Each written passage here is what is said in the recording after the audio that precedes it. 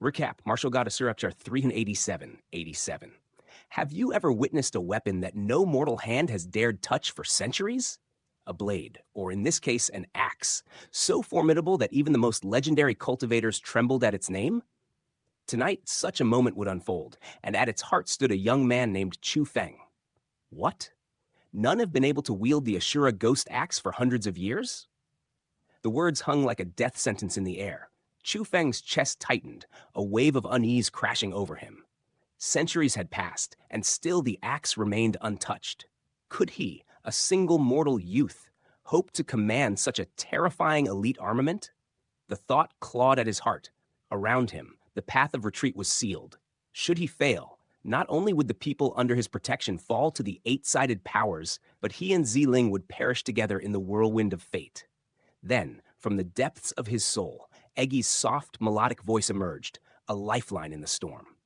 Chu Feng, hand your body to me. Without hesitation, as though every fiber of his being understood the urgency, Chu Feng surrendered himself to Eggy. The Asura ghost axe bore the name of Ashura, and in that name lay a promise, a bond he instinctively knew connected to Eggy. Boom! A thunderous eruption tore through the air the instant Chu Feng yielded control. Ripples cascaded outward from his form, shaking the heavens and twisting the very wind. Darkness swirled in thick black clouds, encircling him as his cries split the air, a haunting symphony somewhere between the lament of restless spirits and the feral roar of wild beasts. What in the heavens is happening? The two monster kings froze, terror washing over their faces. Their grotesque mouths gaped wide, their eyes wild as they felt an aura emanate from Chu Feng. A presence both ancient and supreme. It was the same aura that had long been bound to the Asura ghost axe, and now it flowed from him as if the axe and he were fused into one being. Ziling, racing across the battlefield, caught sight of the transformation and instinctively gazed toward Chu Feng, her heart caught between fear and awe. All around, observers paused. The two monster kings who had pursued Ziling skidded to a halt, unable to tear their eyes from the spectacle.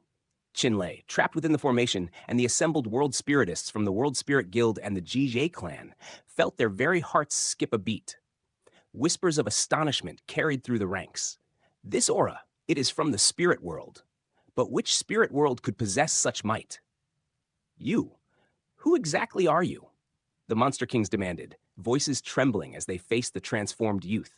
Chu Feng's lips curled into a cold, unwavering smile, his body now a vessel of Eggy's mastery. I am the master whom this Asura ghost axe recognizes. With those words, his palm clenched and surged outward with unstoppable force.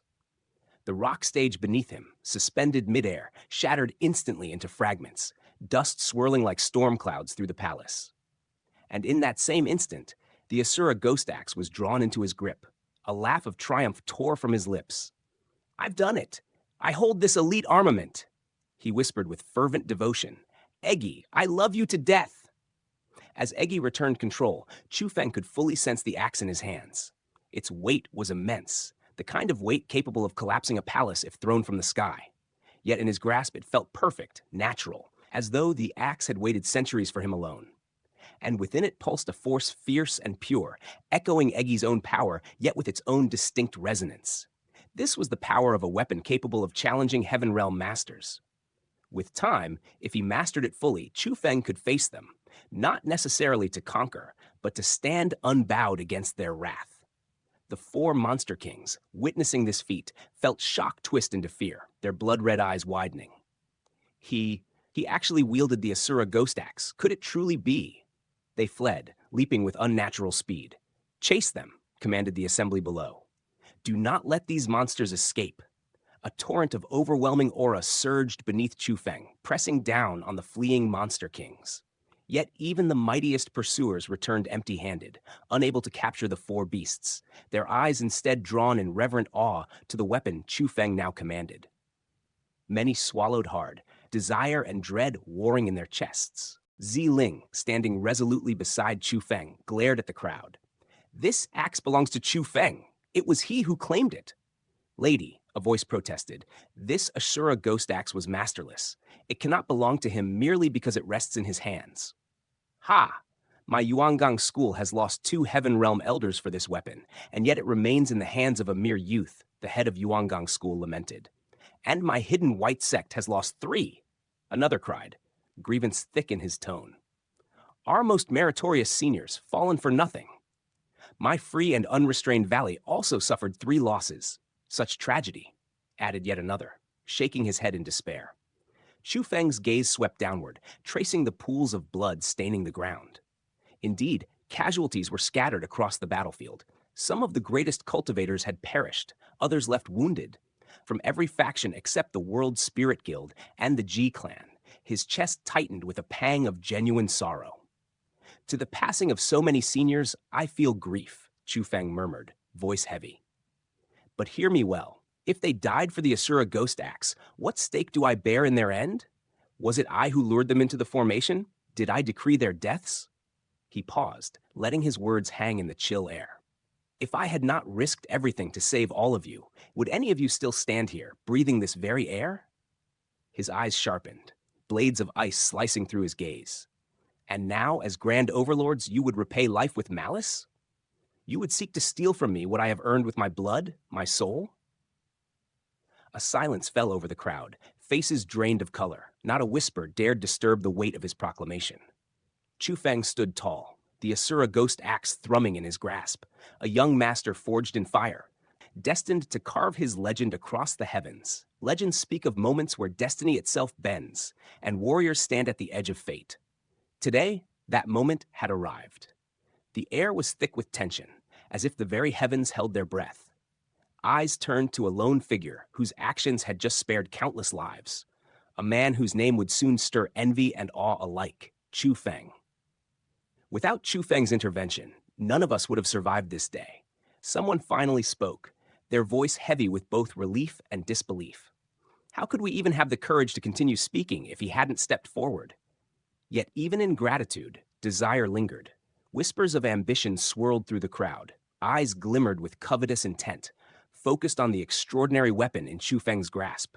The air hummed with unspoken suspicion. Is this truly repayment of kindness, or the beginning of betrayal cloaked in courtesy? Murmured one observer, a shadow of doubt threading through their words. From the midst of the assembly, the vice head of the World Spirit Guild, Gao Qiji, stepped forward. His smile was gentle, yet beneath it lay an unspoken promise. The power of his guild would silently stand behind Chu Feng, a subtle signal of alliance. But even this gesture could not quell the murmur of suspicion. Vice head Gao, a voice rang out, sharp and unwavering. If it is wrong for us to covet the elite armament, is it not equally wrong for you to shield Chu Feng? He belongs to your World Spirit Guild, does he not? Shouldn't your protection be called embezzlement rather than loyalty? The crowd's attention snapped to the speaker, an old man, his smile both amiable and treacherous. His gaze never wavered from the Asura Ghost Axe that Chu Feng held, as though the weapon itself had ensnared his soul. This was Jie Yan, vice chief of the formidable Ji clan, a man whose every word carried the weight of danger hidden beneath civility. Vice head Gao's brow furrowed, his composure strained under the scrutiny.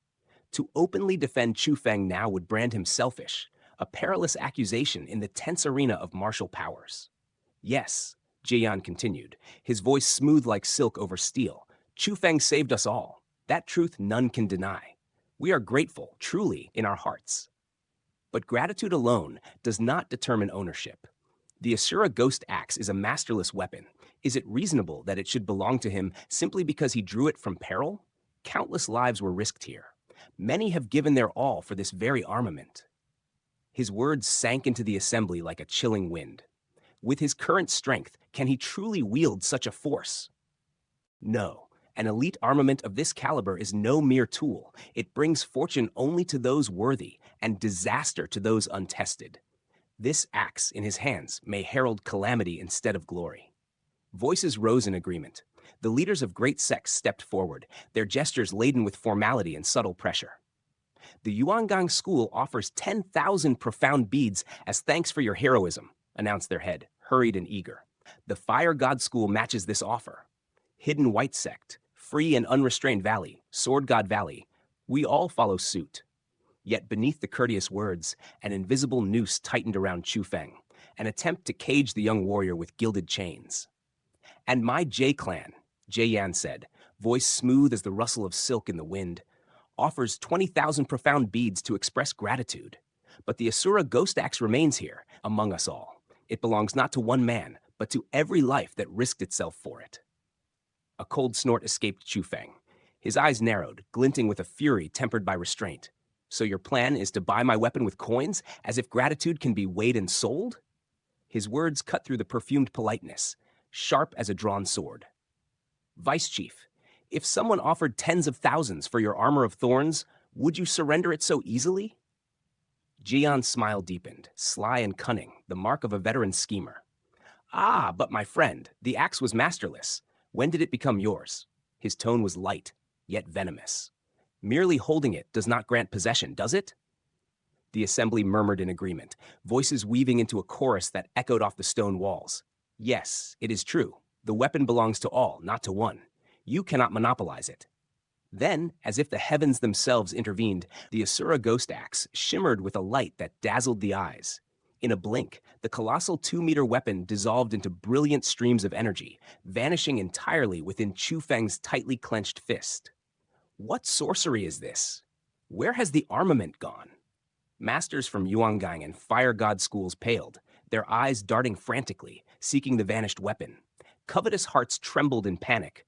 Each understood the unparalleled power of an elite armament and the prestige it could bring to its possessor. History had shown, as with the Sword God Valley's rise through the Godwood sword, that possession of such artifacts could shift the balance of power. "Do not panic," Jieyan's voice sliced through the chaos, calm and deliberate. He fixed his gaze on Chu Feng's closed fist. "Open your hand. Let all see what it holds." Every pair of eyes turned to the young warrior. Under the weight of expectation and scrutiny, Chu Feng slowly unfurled his palm, and the world seemed to gasp. There, vivid upon his skin, was the Asura ghost axe itself, etched as if by the hand of heaven. The image was so lifelike, so impossibly three-dimensional, that onlookers could almost reach out and grasp it. Though insubstantial, it radiated a presence no ordinary weapon could claim. It recognizes its master!" Voices erupted in awe. Shock and envy battled across faces, from the lowliest disciple to the most seasoned vice chief. Even Jian's eyes darkened with a complexity no one could read. Chu Feng's own heart pounded with confusion. "Eggy, what is this? How did it enter my palm?" Eggy's reply was laced with certainty, tinged with excitement. "Idiot! This is no accident. The weapon has acknowledged you as its rightful master. No other can wield it. Only you." The revelation left Chu Feng breathless. "Truly? Then the armor of thorns and the divine wood sword have not been recognized?" "Indeed not," Eggy explained, his voice steady.